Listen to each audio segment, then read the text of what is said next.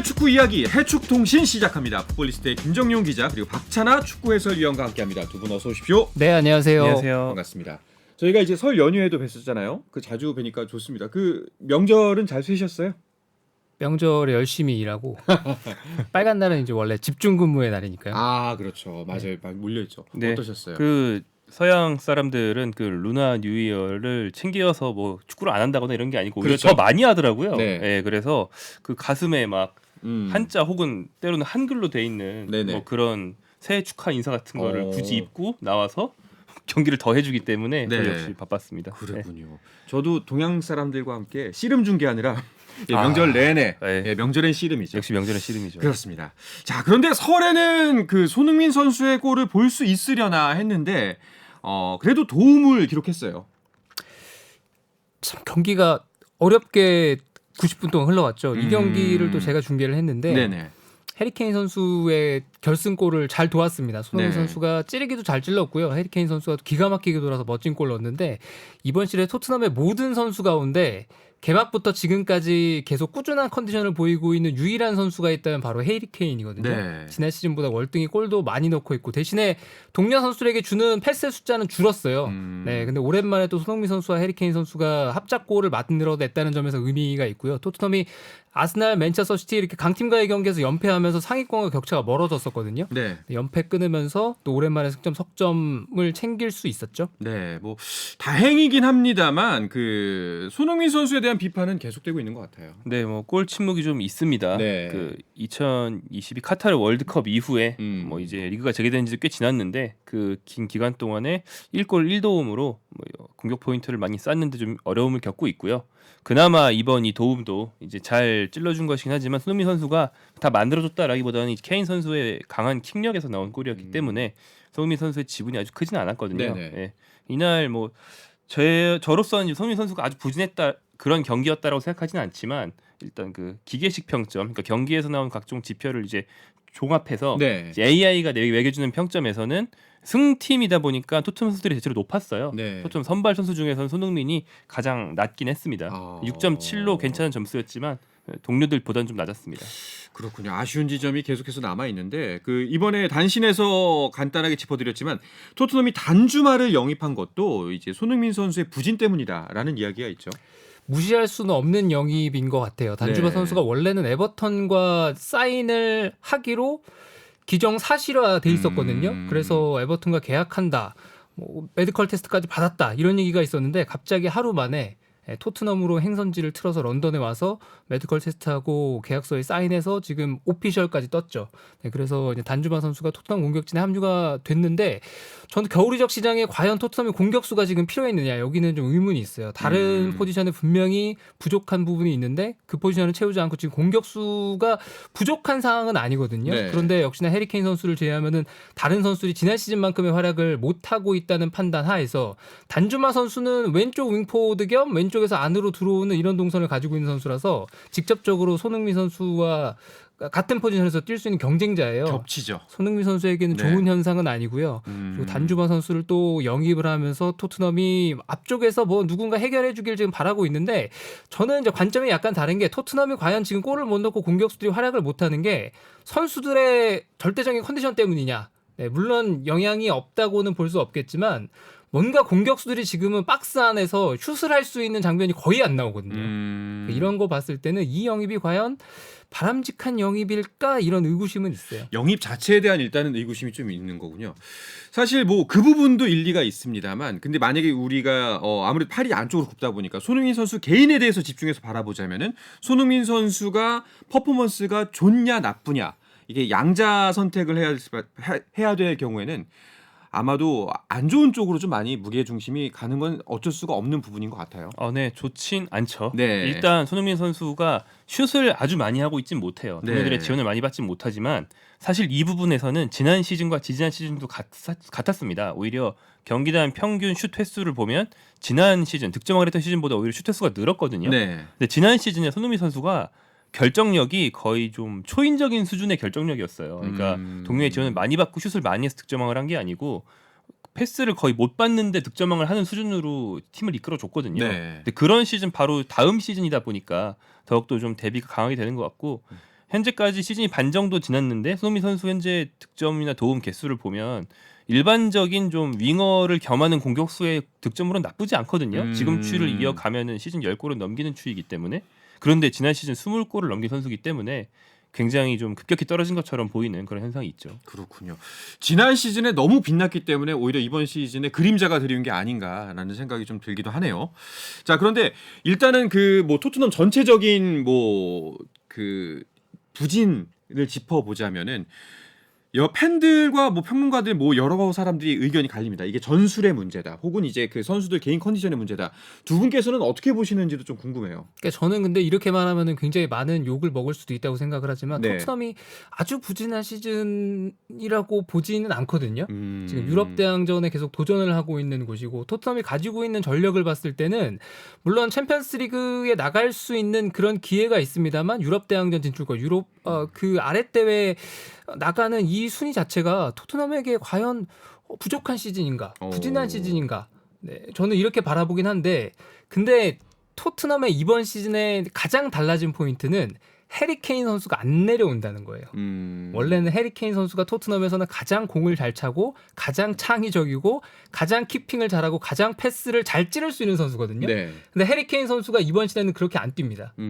이제는 해리 케인 선수가 박스 근처에서 가장 상대 골대에서 가까운 쪽에 많이 머무르면서 본인이 득점하는 쪽에 초점을 맞추고 있거든요. 네네. 근데 이거는 여러 가지 이유가 있겠죠. 해리 케인이 나도 골 많이 넣고 싶어요. 그리고 또 토트넘은 해리 케인 선수를 좀 잡아놔야 되는 쪽이잖아요. 그러니까 그러면은 해리 케인을 우리가 달래야 되지 않을까? 지난 시즌에는 왜 그렇게 안 했느냐 하면 지난 시즌에는 우리 팀이 잘했어야 되니까 너가 좀 희생을 해달라. 그러면은 내년 시즌에는 나는 골 많이 넣고 싶어요라고 했으면 그러면은 이런 게 가능한 거거든요. 네. 네, 거기서부터 모든 게 시작이 되는 것 같아요.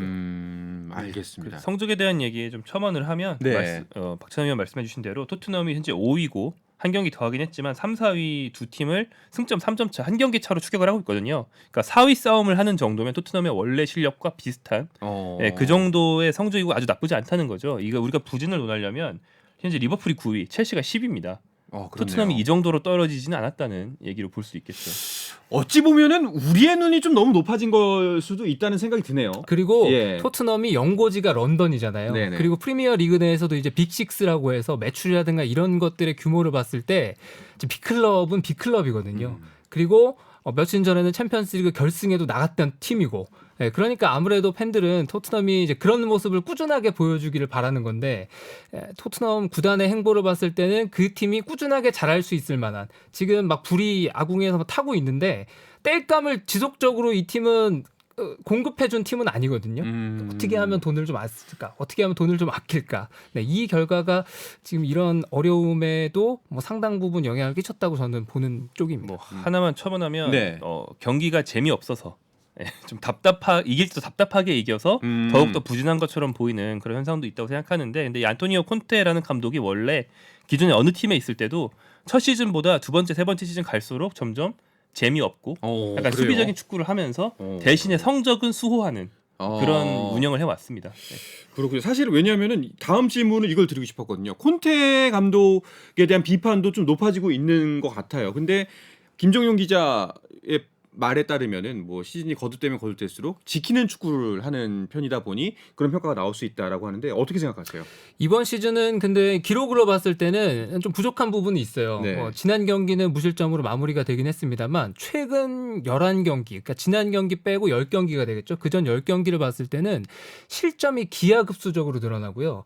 그리고 선취골을 넣었던 경기가 상당히 드뭅니다. 맞아요. 그러니까 먼저 얻어맞고 시작하고 그리고 심지어 멀티골을 대부분의 경기에서 내줬거든요. 그러니까 쫓아가기는 그만큼 어려워지고 그러다 보니까 선수들이 더 많이 뛸 수밖에 없고 체력 소모는 체력 소모대로 되는데 팀이 수비 중심의 어떤 초점이 맞춰져 있는 팀인 건 맞는데 그런 팀치고 실점이 많고 그리고 먼저 골 내주고 이러다 보니까 뭐 팀이 계속 어렵게 가고 있는데 저는 주도하는 팀이 있다면 이렇게 콘테 감독처럼 막고 지키고 그다음에 역습을 나가는 팀도 있어야지 된다고 보는 쪽이거든요. 모든 팀이 다 공격을 할 수는 없죠. 20개 클럽이. 알겠습니다. 확실히 좀 여러 각도에서 바라볼 필요가 있는 문제인 것 같습니다. 그런데 좀 공교로운 거는 지난 시즌 득점왕 우리 손흥민 선수를 비롯해서 살라도 역시 득점 부분에서는 부진합니다. 네, 그런데 이제 살라와 리버풀 같은 경우는 아까 리버풀의 순위를 말씀드렸던 네. 것처럼 팀 자체가 매우 부진하다. 초점을 더 맞춰서 보는 게 맞을 것 같아요. 살라 개인은 예년보다는 물론 적지만 7골 4도움이면 손흥민처럼 최전방에만 머물러 있는 게 아니고 측면을 오가는 선수라서 괜찮은 수준의 득점력인데 이 팀의 미드필더가 문제가 굉장히 큽니다. 예, 그 원래 주전급으로 뛰어왔던 30대 선수들이 이번 시즌 기량이 일제히 하락했고 네. 그 밖에 좀 유망주 선수들이 성장을 뒤만큼 못해줬고 거액을 들여서 영입할까 했던 선수들을 좀 망설이면서 내년으로 올해로 미룬 것이 여러 가지 겹치면서 중원 경쟁력이 굉장히 떨어져 있거든요. 그래서 이제 손흥민 선수와 살라 선수가 말씀하신 것처럼 작년 여름에는 같이 득점왕을 했는데 올해는 득점 상위권에서 동시에 이제 이름을 볼 수 없는 그런 상황이 됐죠. 알겠습니다. 자, 어쨌거나 그래도 뭐 팬심에서 바라보자면 손흥민 선수 좀 많은 득점도 하고 활약을 더 기사의 전면으로 좋은 기사로 전면에 등장했으면 좋겠는데 뭐 이제 토트넘의 다음 경기가 FA컵이니까 조금은 기대를 해봐도 되지 않을까요? 아무래도 챔피언십 2부 리그 팀과 경기거든요. 네. 그리고 이제 프레스턴 노스엔드랑 경기를 하는데 그 팀이 챔피언십에서도 지금 중위권에 있는 팀이에요. 네, 그런데 한 가지 주의해야 될 것은 이 팀은 골은 잘 못 넣지만 골을 잘 내주진 않는 팀입니다. 네, 공수가 균형이 잡힌 팀이라서 아마 수비 중심의 경기를 하게 될 텐데 토트넘이 그런 팀을 상대로 이번 시즌에 어떤 경기를 해왔는가 리그에서 쉽지 않은 경기들이 연속이었거든요. 네. 그래서 그런 것들을 이겨내야 되고 이런 경기는 일반적으로 먼저 이르게 골을 넣게 되면 대량 득점으로 갈 수가 있으니까 한번 손흥민 선수의 발끝을 믿어봐야 되겠고 손흥민 선수가 이제 부담이라든가 지난 시즌 내가 득점왕을 했으니까 이번 시즌에도 계속 잘해야지 이런 난 좀 정신적인 부분에서 좀 가벼워졌으면 좋겠어요. 네, 골이 나오기 시작하면 또 몰아치기에 능한 선수니까 기대를 해보겠습니다. 확실히 기자분들이나 해설위원분들은 그 부분에 대해서는 다 공감을 하네요. 손흥민 선수의 현재 폼이나 성적이 나쁜 건 아니다. 완전 못하는 건 아닌데 지난 시즌이 너무 빛이 났고 그런 부담감을 좀 내려놓고 편안하게 했으면 좋겠다. 뭐 그 마음이 전달됐으면 좋겠습니다. 다음 소식을 살펴볼까 하는데요. 그 반가운 소식이 한 가지 있습니다. 그 오현규 선수가 셀틱으로 가게 됐는데요. 예, 월드컵에서 예비 멤버로 결국 뭐 뛰지는 못했지만 그래도 그 아쉬움을 좀 달래는 소식이지 않을까 싶어요. 네, 스코틀랜드 최강 양강 두 팀이 있습니다. 셀틱과 레인저스 두 팀 다 이제 글래스고라는 도시를 연고로 하는 라이벌인데 네. 그중 한 팀이 셀틱으로 가게 됐고요. 이 셀틱은 현재 굉장히 선두 질주를 하고 있는 그런 팀이에요. 그래서 오영규 선수가 적응만 한다면 주전을 어느 정도 뛸 수 있다면 바로 이제 우승 멤버의 이름을 올릴 수 있는 그런 기회가 됐고 네. 오영규 선수는 말씀하신 것처럼 대표팀에 이제 이미 데뷔를 한 상태에서 카타르 월드컵 당시에 뭐 손흥민을 비롯한 공격진의 컨디션이 안 좋았기 때문에 예비 멤버로 카타르까지 동행을 했어요. 네. 그리고 이제 결국에는 주전 선수들이 다 뛰게 되면서 훈련 파트너로서 형들의 어떤 월드컵 경험을 가까이에서 지켜보는 그런 경험을 했고 그 작년에는 수원 삼성에서 K리그에서 이제 10골을 넘기는 굉장히 좋은 득점력을 보여주면서 유망주에서 이제 어엿한 프로 주전급 선수로 성장을 한 직후였습니다. 네. 그리고 이미 병역을 마쳤어요. 상무팀에서. 그렇기 때문에 한국 선수들이 이제 유럽 진출할 때 굉장히 좀 고민하게 되는 문제인 나중에는 군대 가기 위해서 들어와야 된다. 이거 군대를 이미 다녀왔기 때문에 해결을 했거든요. 네. 여러모로 군대를 다 해결했고 이제 유럽 진출하기 좋은 그런 상황이 있었습니다. 그렇군요.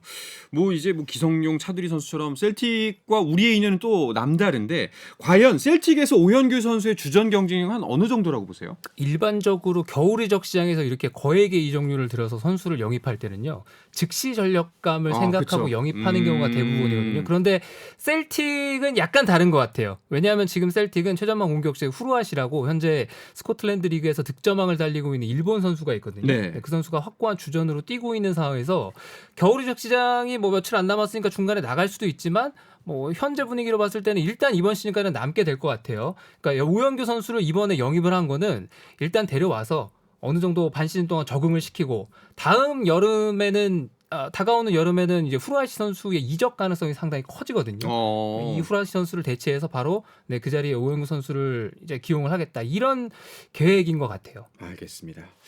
자, 그리고 박지수 선수가 포르투갈 리그로 가게 됐는데요. 합류 과정에서 벤투 감독의 도움을 받은 것으로 알려지고 있습니다. 자, 이야기는 잠시 쉬었다가 와서 계속해서 나누겠습니다.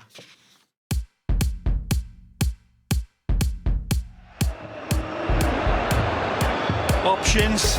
Messi gets it back. Messi did it again. Suarez puts it on the plate and Messi cleans it up. 현장의 소리, 레전드들의 이야기.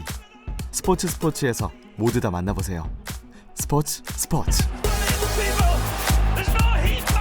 목요일의 해외 축구 이야기 해축통신 듣고 계십니다. 박찬하 축구 해설위원 풋볼리스트 김정용 기자와 함께하고 있습니다. 말씀드렸던 것처럼 박지수 선수가 포르투갈 리그로 가게 됐습니다. 네, 박지수 선수는 이제 오영규 선수랑 달리 월드컵에 갈 것이 매우 유력했던 선수였는데 월드컵 직전에 부상을 당하면서 못 갔던 그런 네. 선수지만 그 전에 원체 대표팀과 프로에서 많은 경력을 남겼기 때문에 이번 겨울에 어디로 갈지 관심이 굉장히 많았어요. 그리고 국내 팀과 중국 팀 등의 러브콜이 있었기 때문에 거액을 벌 기회가 있었거든요. 네. 그런데 뭐 우여곡절이 있었겠지만 결국에는 본인이 도전을 선택하고 오. 포르투갈의 포르티모넨세라는 팀으로 이제 합류를 하게 됐습니다. 계약 기간은 이제 1년 6개월, 비교적 짧은 편이고 이 포르티모넨세라는 팀을 거쳐서 유럽에 조금 더 이제 커다란 부유하면서도 네. 이제 명예를 많이 얻을 수 있는 그런 팀으로 옮기는 것도 가능하고 그런 케이스가 많고요.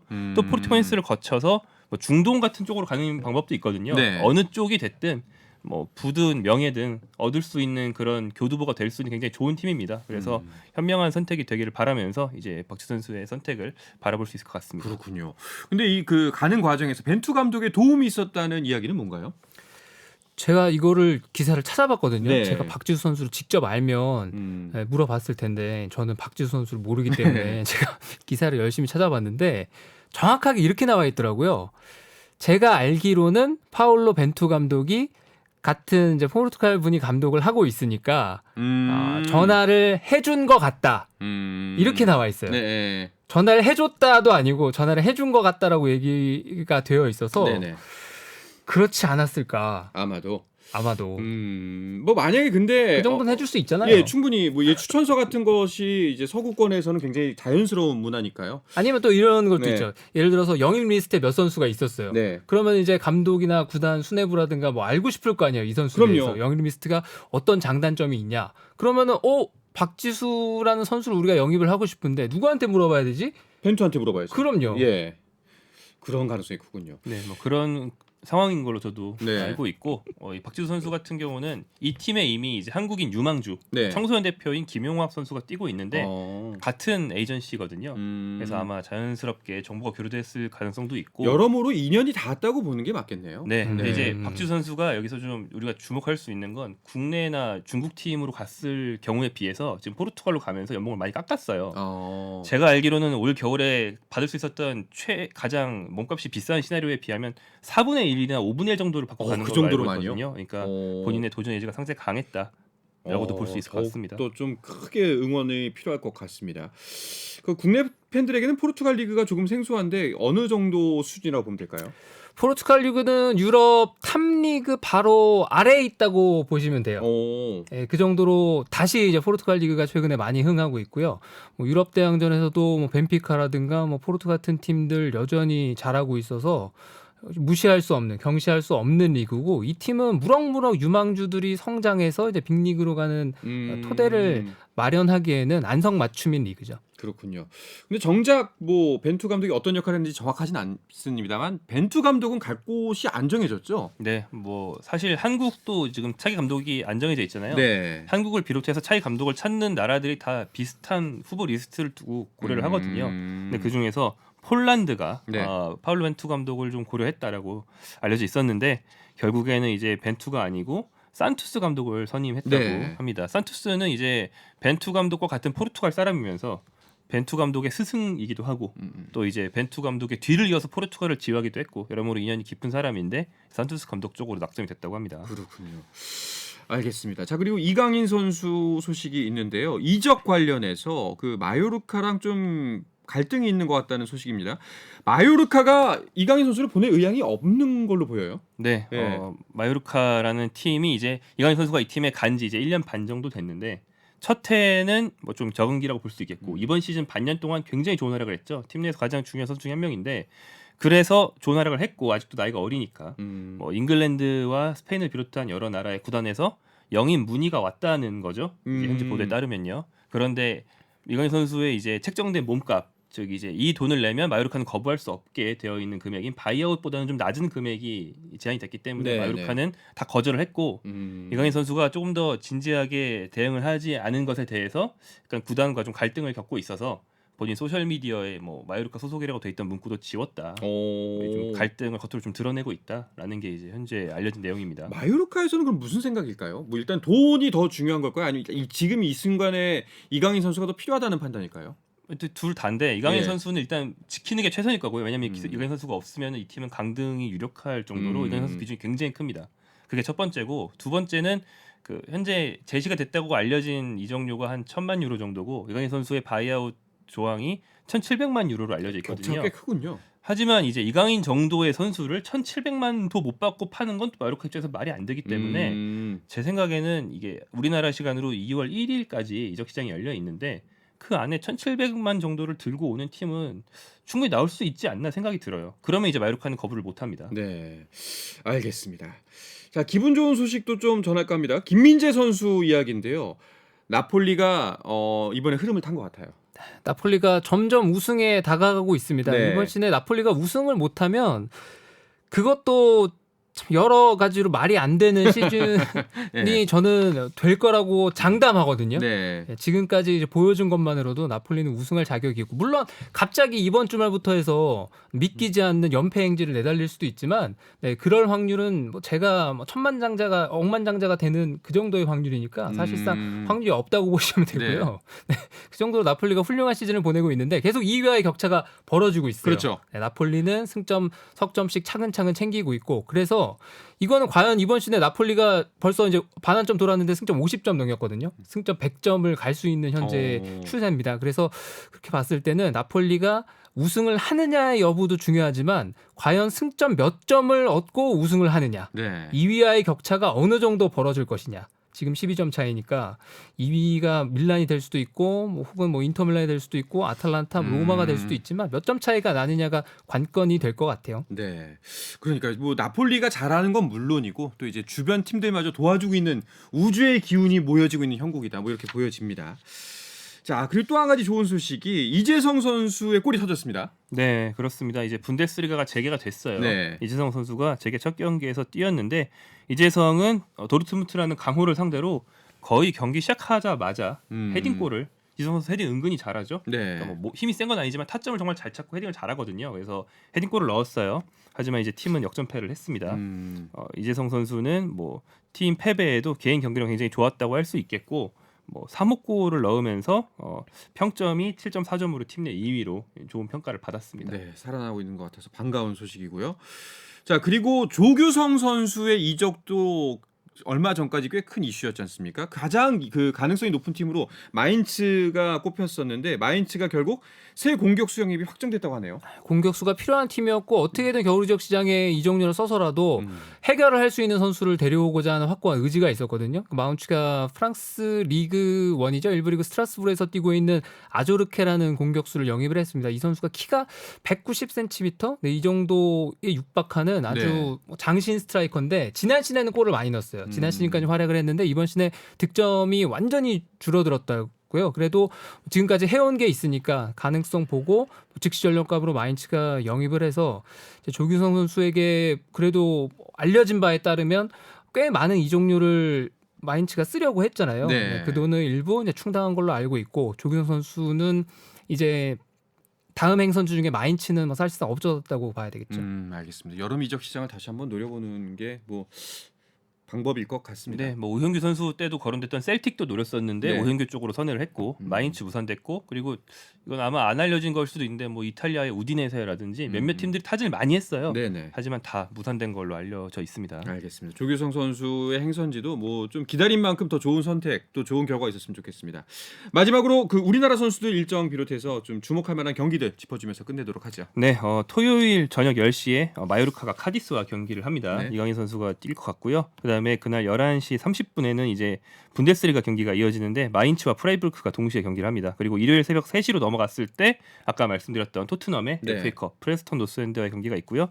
월요일 새벽 1시에 셀틱 경기가 있는데 오영규 선수가 뭐 데뷔를 할 확률이 그렇게 높은 것 같지는 않지만 최소한 입단식 정도는 하지 않을까 생각이 되고, 새벽 4시 4시 45분 월요일 새벽 4시 45분에 김민재 선수의 나폴리가 빅매치를 갖습니다. 오. AS 로마와 상대를 하거든요. 네. 이 경기를 넘는다면 진짜 이제 더욱 더 거의 뭐 8분응선 정도는 네, 9분응선 정도 넘었다. 네 그런 얘기 해도 될 것 같습니다. 알겠습니다.